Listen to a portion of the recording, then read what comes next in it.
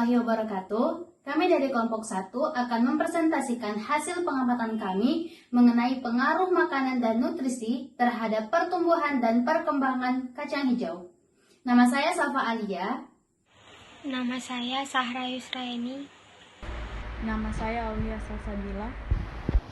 Nama saya Nazmi Zulfa Fashila. Nama saya Nur Kartini Rahmat. Nama saya Fatima Az-Zahra.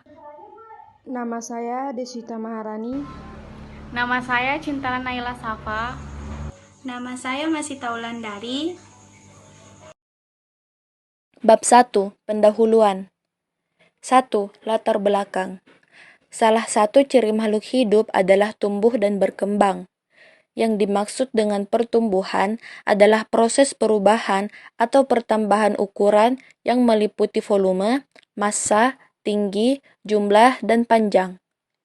Pertumbuhan bersifat kuantitatif atau dapat diukur dan tidak dapat kembali atau irreversibel, sedangkan perkembangan adalah perubahan menuju kedewasaan. Pertumbuhan dan perkembangan terjadi pada seluruh makhluk hidup. Salah satunya tumbuhan. Ada beberapa faktor yang mempengaruhi pertumbuhan dan perkembangan suatu makhluk hidup. Faktor-faktor tersebut dapat dibedakan menjadi faktor internal dan faktor eksternal. Faktor internal adalah faktor yang mempengaruhi pertumbuhan dan perkembangan dari dalam tumbuhan itu sendiri. Faktor internal meliputi 1. Gen, 2. Hormon, yaitu auksin, sitokinin, giberelin, asam absitat, gas etilen, kalin, dan asam traumalin. Sedangkan faktor eksternal adalah faktor yang mempengaruhi pertumbuhan dan perkembangan dari luar tumbuhan, yaitu lingkungan beserta komponen abiotiknya. Faktor eksternal meliputi 1. Air, 2. Cahaya, 3. Kelembapan, 4. Suhu, 5. Kesuburan tanah, 6. Makanan atau nutrisi. Pupuk kompos merupakan jenis pupuk yang dibuat dengan cara mendaur ulang sampah, misalnya sampah makanan atau sampah organik lainnya. Pupuk kompos berguna untuk menambah zat organik dalam tanah sehingga tanaman bisa tumbuh lebih subur.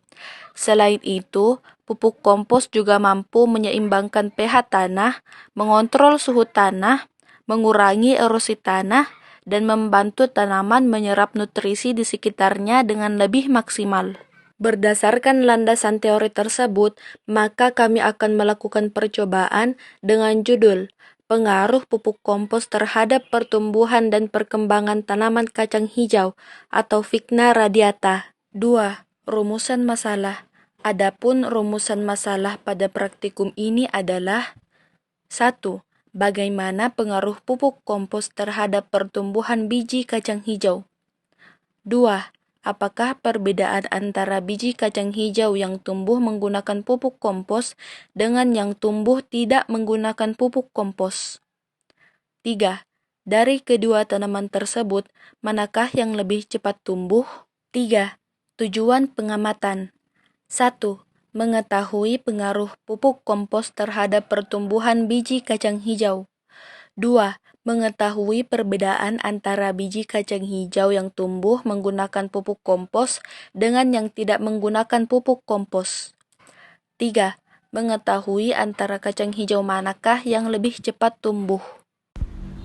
Bab 2. Metode penelitian. 1. Variabel. Variabel terikat yaitu pertumbuhan dan perkembangan kacang hijau. Variabel bebas, makanan atau nutrisi, atau biasa disebut dengan pupuk kompos. Variabel terkontrol berupa jenis kacang hijau, suhu ruangan, jumlah air, cahaya matahari, dan media tanam yang sama. 2. Alat dan bahan. Yang pertama, kacang hijau. Kedua, tanah. Ketiga, 6 gelas plastik. Keempat, air. 5. Pupuk kompos. Dan keenam, label. 3. Langkah kerja. 1. Siapkan 6 gelas plastik kosong. 2. Kemudian masukkan beberapa sendok tanah ke dalam 3 gelas plastik dan campuran tanah dan pupuk pada 3 gelas plastik lainnya. 3. Setelah itu, masukkan biji kacang hijau ke dalam gelas plastik. Keempat, kemudian tuangkan sedikit air ke biji kacang hijau tersebut. 5. Tambahkan label yang bertuliskan penambahan pupuk kompos dan tanpa pupuk kompos pada tiap-tiap gelas plastik sesuai dengan kategorinya. 6. Langkah terakhir yaitu mengamati, menyiram, dan mengukur kacang hijau di setiap harinya. Bab 3. Pembahasan. Pertama, data hasil penelitian. Pengamatan tumbuhan kacang hijau dengan penambahan pupuk kompos. Hari pertama, tinggi batang, pot 1 sampai ke 3 belum ada yang diketahui. Warna batang belum ada yang diketahui, panjang daun belum ada yang diketahui, dan juga warna daun belum ada yang diketahui. Di hari kedua, tinggi batang pot pertama 1 cm. Pot kedua 1 cm, pot ketiga 1,5 cm. Warna batang semuanya berwarna putih, panjang daun dan warna daun belum ada yang diketahui. Di hari ketiga, pot pertama 3,5 cm, pot kedua 3 cm, dan pot ketiga 4 cm. Semua warna batang berwarna putih. Panjang daun dan warna daun belum ada yang diketahui. Di hari keempat, tinggi batang pot pertama 8 cm, pot kedua 6 cm, pot ketiga 9 cm. Warna batang semuanya berwarna hijau dan ungu. Panjang daun pot pertama 1,5 cm, pot kedua 1 cm, pot ketiga 1 cm. Dan warna daun semuanya berwarna hijau kuning. Di hari kelima, pot pertama tinggi batang 15,5 cm, pot kedua 14 cm, pot ketiga 16 cm. Warna batang semuanya berwarna hijau dan ungu. Panjang daun pot pertama 3,3 cm, pot kedua 3 cm, dan pot ketiga 3,3 cm. Dan semua warna daun berwarna hijau.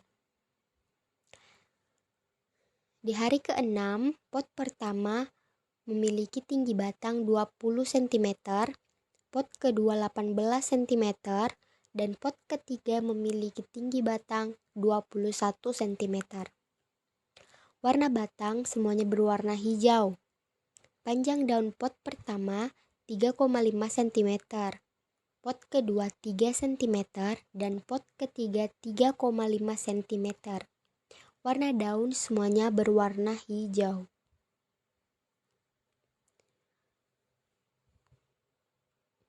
Selanjutnya, pengamatan tumbuhan kacang hijau tanpa penambahan pupuk. Selanjutnya, pengamatan tumbuhan kacang hijau tanpa penambahan pupuk kompos. Hari pertama, tinggi batang pot pertama, kedua, dan ketiga belum ada yang diketahui. Warna batang, panjang daun, dan warna daun belum ada juga yang diketahui. Di hari kedua, tinggi batang pot pertama 2 cm, pot kedua 0,5 cm, pot ketiga 1,5 cm. Warna batang semuanya berwarna putih, panjang daun dan warna daun belum ada yang diketahui. Di hari ketiga, tinggi batang pot pertama 5 cm, pot kedua 3 cm, pot ketiga 4 cm. Warna batang semuanya berwarna putih, panjang daun dan warna daun belum ada yang diketahui. Di hari keempat, tinggi batang pot pertama 10 cm, pot kedua 7 cm, pot ketiga 9 cm. Semua warna batang berwarna hijau dan ungu.